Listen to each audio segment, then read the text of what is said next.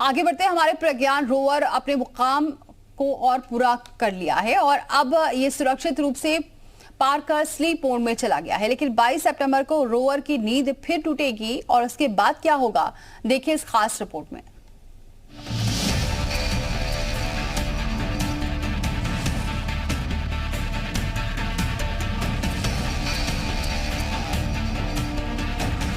जिस काम के लिए विक्रम को चांद पर उतारा गया था, उस काम को उसने पूरा कर लिया और अब उसी चांद की गोद में बड़े इत्मीनान से सो रहा है। इस बात की जानकारी खुद इसरो ने दी। इसरो ने माइक्रो ब्लॉगिंग साइट एक्स पर लिखा, प्रज्ञान रोवर ने अपना काम पूरा कर लिया है। इसे अब सुरक्षित रूप से पार्क कर स्लीप मोड में सेट किया गया है। APXS और LIBS अब बंद है। इन पेलोड से डेटा लैंडर के जरिए पृथ्वी तक पहुंचा दिया गया है। अभी बैटरी भी पूरी तरह चार्ज है।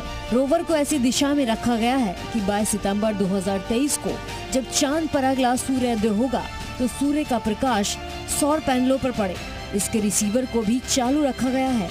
उम्मीद की जा रही है कि 22 सितंबर को ये फिर से काम करना शुरू कर देगा।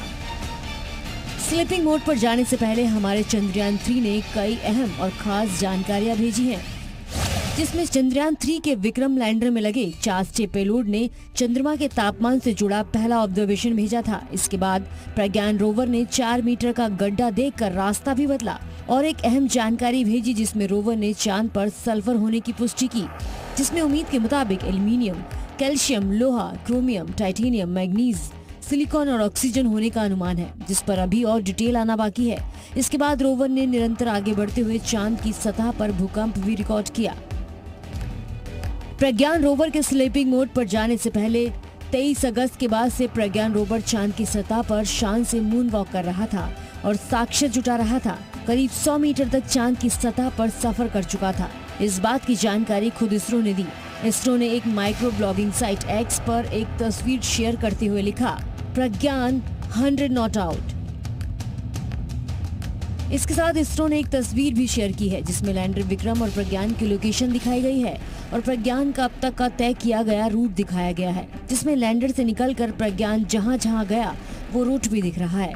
कुल मिलाकर अभी तक प्रज्ञान ने चांद की सतह पर 101 मीटर तक की दूरी तय की और कई अहम जानकारियां भेजी हैं। उम्मीद है कि 22 सितंबर को जब प्रज्ञान रोवर एक बार फिर जागेगा, तब अपनी नॉट आउट क्षत्रिय पारी को आगे बढ़ाते हुए कई और अहम जानकारियां भेजेगा।